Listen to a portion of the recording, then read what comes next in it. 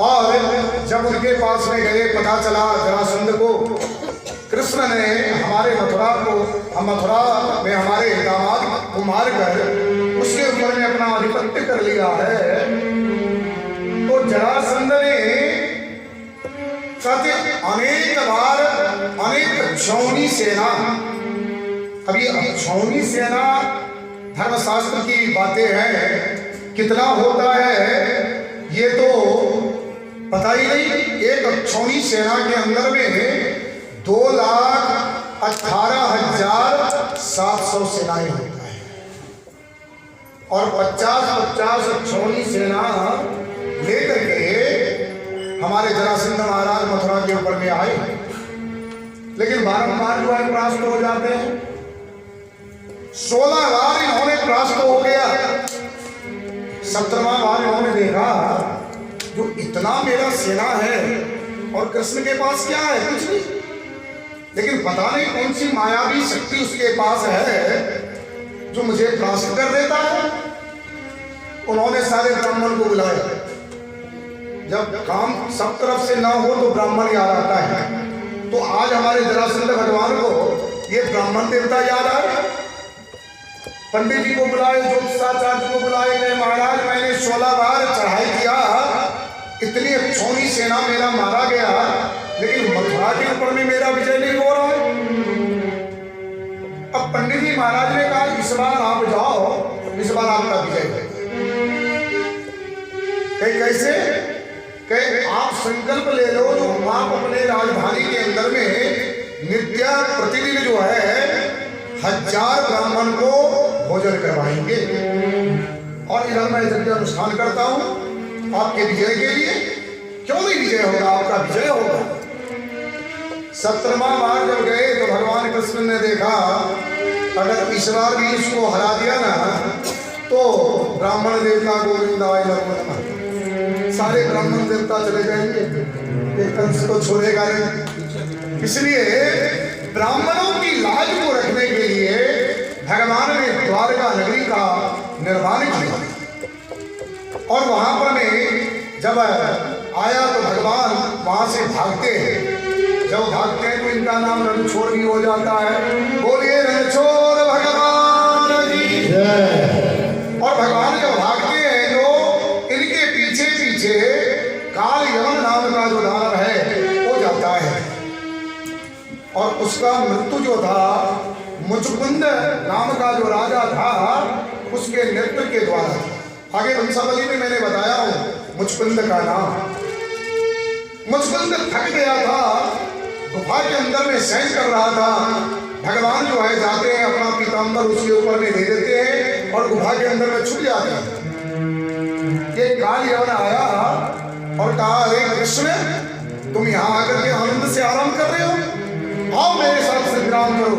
उन्होंने एक पैर मारा, मुचकुंद ज्यों ही उठे और उनका नेत्र का ज्योति ज्यों ही काल यवन के ऊपर पड़ा, काल यवन जल करके भस्म हो जाता है। चारों तरफ से जो है हमारे मथुरा के अंदर में आग लगा देता है जरासंध, लेकिन भगवान छलांग लगाते हैं और लगा करके वहां से जो है द्वारका के अंदर में प्रवेश करते हैं। बोलिए द्वारकाधीश भगवान की जय। इधर कहते हैं, इधर तो ऐसा बात, लेकिन हमारे एक राजसीद भीष्म को नाम विदर्भाधिपतिर्महान् तस्य पंचा भवन पुत्रा कन्यैका च वरदाना। विदर्भ देश का एक राजा है जिसका नाम भीष्मक राजा है। उसका जो है 5 पुत्र है लेकिन कोई कन्या नहीं है। मन के अंदर में बड़ी विलासा जो घर के अंदर में एक कन्या का उत्पत्ति हो, कारण जिस घर के अंदर में जिस भवन के अंदर में कन्या न हो वो कन्या शुद्ध भी हो, भवन जो है शुद्ध नहीं माना जाता है। भीष्मक का भारत मन के अंदर में बड़ा प्रेम था, एक कन्या भगवान मुझे देते। समुद्र के किनारे चले गए, समुद्र देवता का ध्यान करने लगे। वहां पर उन्होंने पद्म पत्र के ऊपर में देखा जो एक कन्या जो है समुद्र के अंदर में आ रही है, झट उन्होंने उसको उठाया और अपनी कन्या मान करके भवन के अंदर में रखा। उस कन्या का नाम रखा गया रुक्मिणी। बोलिए आनंद कंद भगवान की।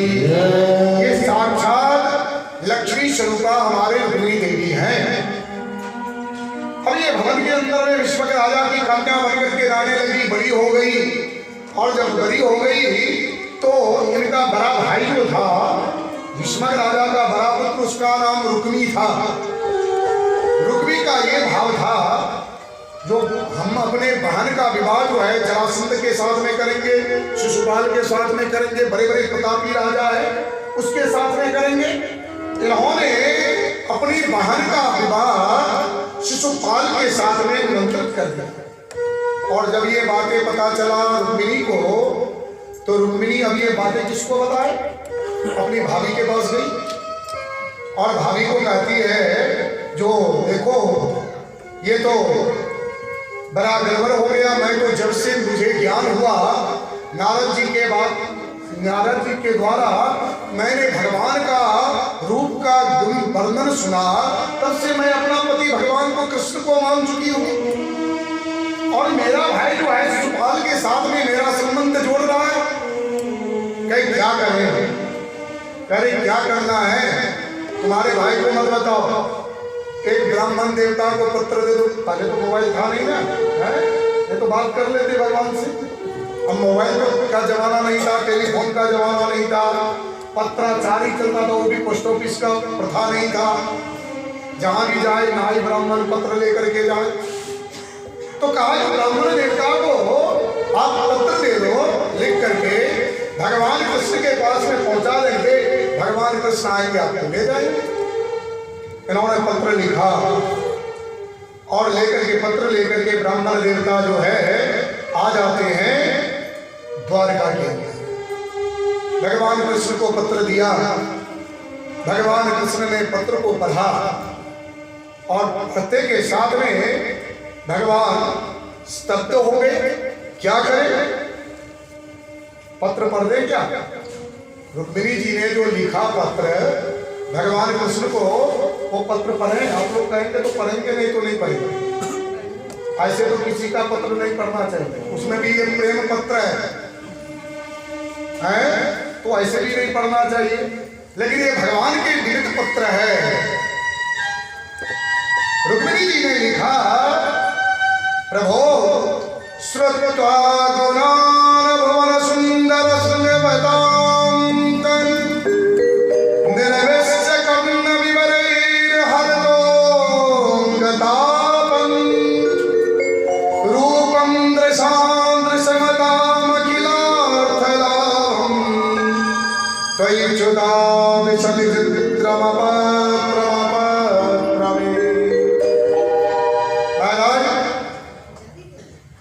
श्रुत्वा गुणान, जब से मैंने आपके चरणों के गुण को सुना हूं, आपके सुंदरता को सुना हूं, आपके प्रतिष्ठा को सुना हूं, आपके वीरता को श्रवण किया हूं।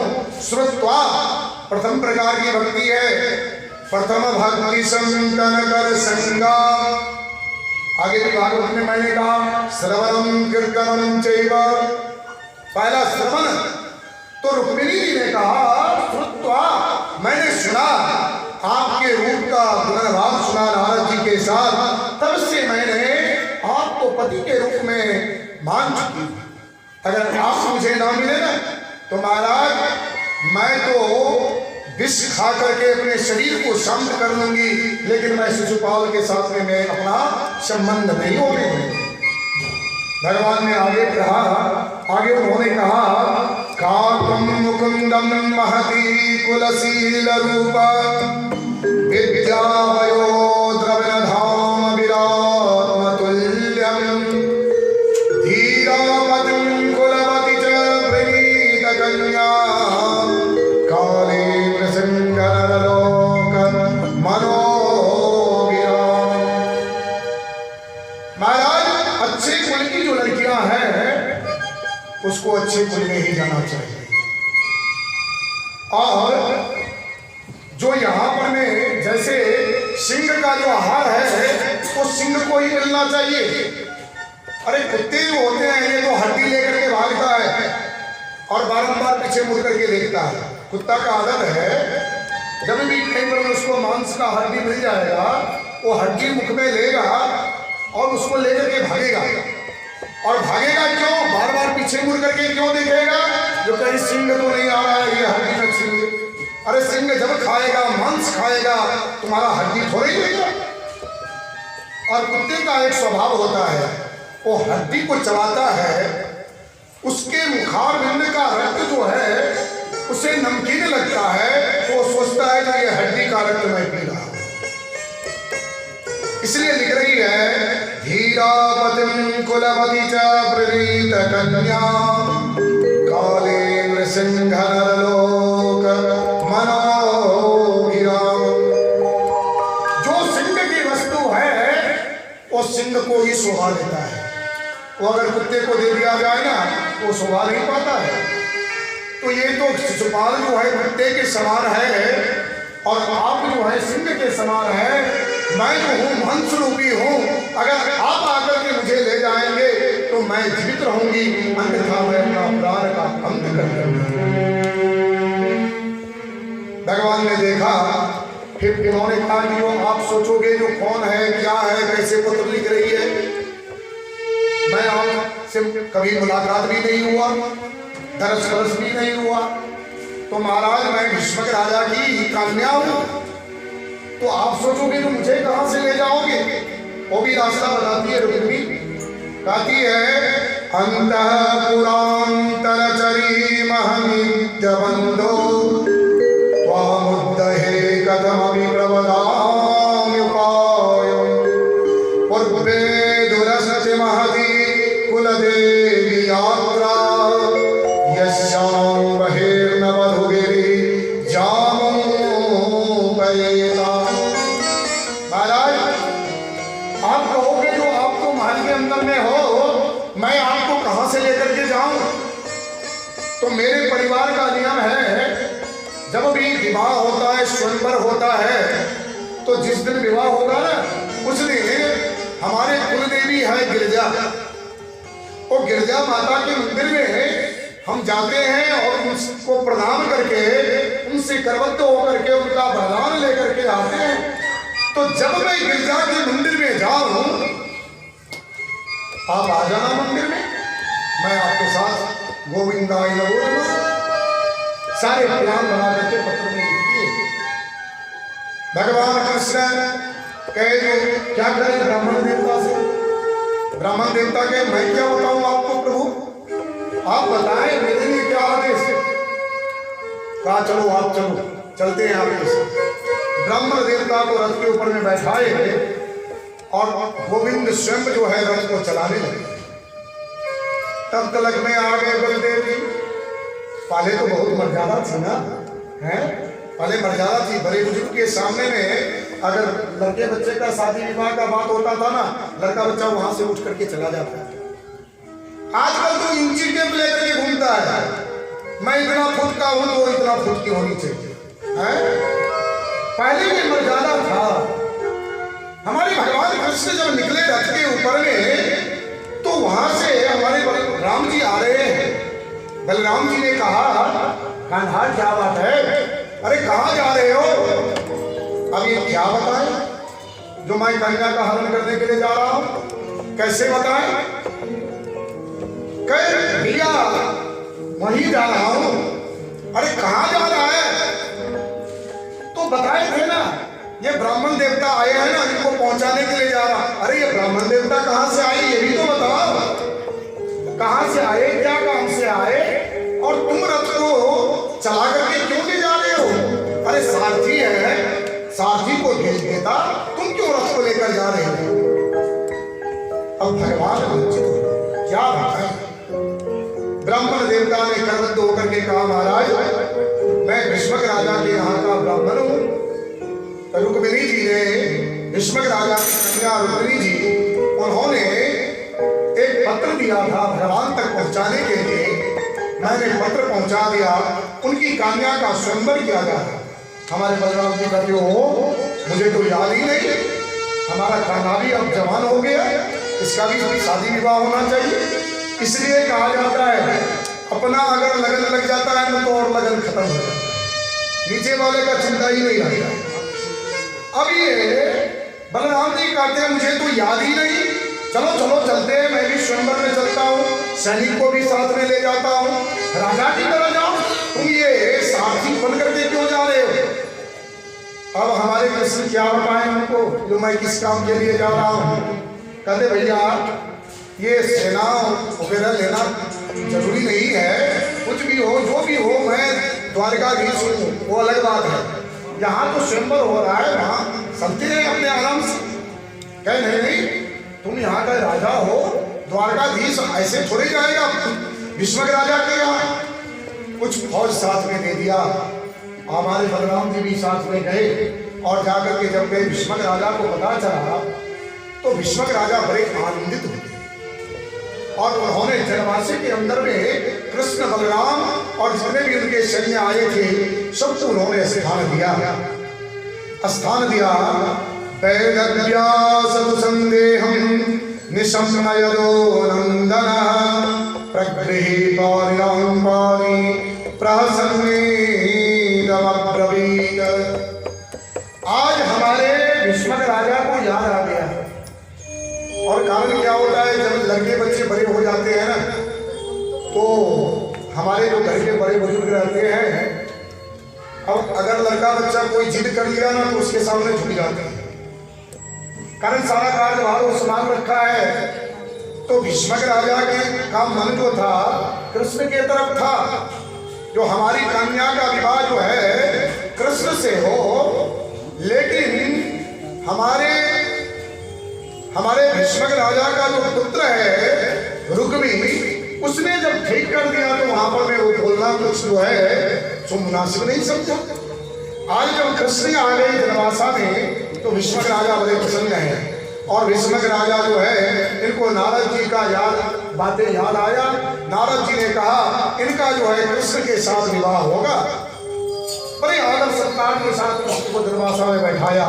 प्रातः काल जो है सबको पता चला कृष्ण बलराम आया है। अब तो शिशुपाल का और कान खड़ा हो गया, ये कुछ ना कुछ कुचाल जरूर करेगा। मैं यहाँ विवाह के लिए आया और यहाँ कृष्ण बलराम पहुंच गया, ये कृष्ण कुछ ना कुछ जरूर करेगा। हमारे भीष्मक राजा के पुत्र जो रुक्मी है, उन्होंने भवन से लेकर और मंदिर तक दोनों तरफ सेना को लगा दी, पहरा दी और कहा कि बहन जो है गिरजा पूजन करने के लिए जाएगी, वहां से पूजन करके आएगी और वरमाला जो है शिशुपाल के गले में डालेगी। जब रुक्मिणी जाती है अष्ट सहेलियों के साथ में मंदिर में पूजन करती है गिरजा माता का, और पूजन करने के बाद में प्रार्थना करने लगती है, माँ मेरे मन में जो अभिलाषा है उसको पूर्ण करना। और नेत्र जो ही खोलती है तो माता तो वहां से गायब थी, वहां पर भगवान कृष्ण जो है माता के स्वरूप में दर्शन दिए और जो ही मंदिर की परिक्रमा करने लगी, भगवान कृष्ण जो है मोहनी स्वरूप बना करके गए। सारे जितने भी सैनिक है, किसी ने कहा अरे भैया, अरे इनका रथ तो देखो कितना सुंदर रथ है, रथ में जो पताका लगा है ये कितना सुंदर है। अरे और तो बातें छोड़ो, अरे ये जो इसके ऊपर में रथ के ऊपर में जो सवार है ना, इनका तो बात छोड़ो, अरे ये जो जूते पहने हैं ना, ये जूते का रूप तो देखो कितना सुंदर है। भगवान एक एक वस्तु से वहां सैनिकों का मन को मोह, किसी को ध्यान नहीं तो मैं क्या काम के लिए खड़ा हूं। और भगवान ने एक एक वस्तु से सबका मुख को मोह लिया। और जब गए मंदिर में और रुक्मिणी जी आती है, रुक्मिणी जी को झट अपने रथ के ऊपर में बैठाते हैं। क्या क्या आयोजन है, विवाह का तो आयोजन है और भी कुछ आयोजन है, तो अभी तो भगवान लेकर भागेंगे। विवाह का तो अभी कल मैं बताता। तो भगवान ने रुक्मिणी जी को रथ के ऊपर में बैठाया और रथ के ऊपर में बैठा करके वहां से लेकर के भागे। अब सब जो है रथ को निहार रहा है, सिपाही कोई शस्त्र नहीं उठा रहा है। कारण मन तो इनका मोहित हो गया है। और जब भगवान कृष्ण का पताका ओझल हो गया तब जाकर के किसी ने कहा अरे रुक्मिणी जी को ले गया। कौन ले गया? अरे वही रथ वाला तो ले गया। अब तो सारा फौज जो है रथ के पीछे दौड़ा। भगवान कृष्ण जो है मध्य मार्ग के अंदर में रुक्मी के साथ में संग्राम करते हैं, रुक्मी को परास्त करते हैं। बलराम जी जो है शिशुपाल और जरासंध को परास्त करते हैं। इस प्रकार भगवान वहां पर में रुक्मी को परास्त करके, और रुक्मी तो एक हिसाब से 1.5 साल हो गया तो थोड़ा मजाक भी कर लेते हैं भगवान कृष्ण। उनका आधा बाल और आधा दाढ़ी गोविंदाय नमः, हमारे शादी में तुम ऐसे दिखना। अब रुक्मी को इतना पश्चाताप हुआ, पुनः वो अपने राज्य के अंदर भी नहीं गए और वो वही अपने वन के अंदर में एक अपना भवन बनाया। इस प्रकार फिर वहां पर में भीष्मक राजा आए। भीष्मक राजा ने कहा आप मेरी प्रार्थना स्वीकार करें, मैं अपनी कन्या को लेकर के जा रहा हूं और सारे विवाह का तैयारी होगा। उसके बाद में आप लोग बारात लेकर के द्वारका से आए और उसके बाद में यहाँ पर विवाह होगा। रुक्मिणी को लेकर के जाते हैं और विवाह के मंडप से पर में वहां पर में मेहंदी का रस्म होने लगता है। बोलिए आनंद कंद भगवान की जय। आइए हम सब भी समझे जो आज मेहंदी का रस्म के अंदर में आज हम लोग भी यहाँ पर में लगे हुए हैं, तो सब आदमी प्रेम के साथ में हमारे साथ गाइए। श्याम नाम की मेहंदी रचा कर घूंघट में शर्माऊंगी। श्याम नाम की मेहंदी रचा कर घूंघट में शर्माऊंगी। सब गाइए हमारे साथ। समझिए आज रुक्मिणी जी का यहाँ पर में विवाह हो रहा है, मेहंदी का रस्म हो रहा है, तो हम सब सहेली बन करके उनका मेहंदी रस्म का जो है उसके अंदर में भाग ले रहे हैं। श्याम नाम की मेहंदी रचा कर घूंघट में शर्माऊंगी। श्याम नाम की मेहंदी रचा कर घूंघट में शर्माऊंगी। बन के दुल्हनिया श्याम प्रिया की रज लगी अब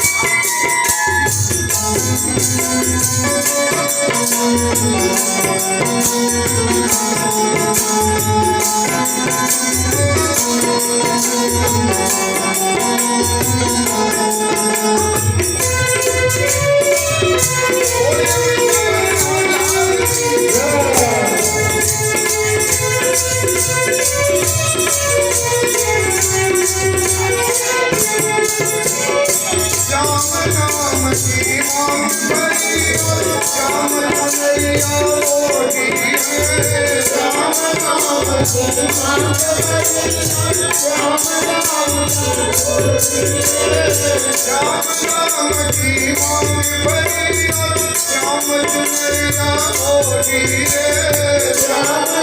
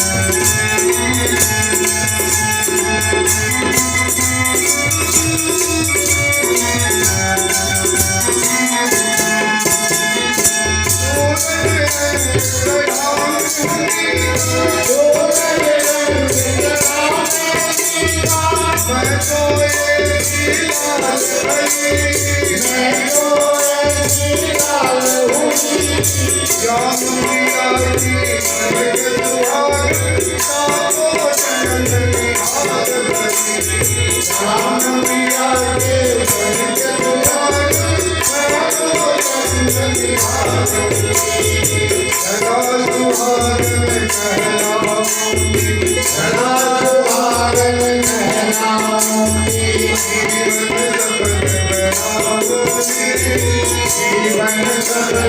बनाओगे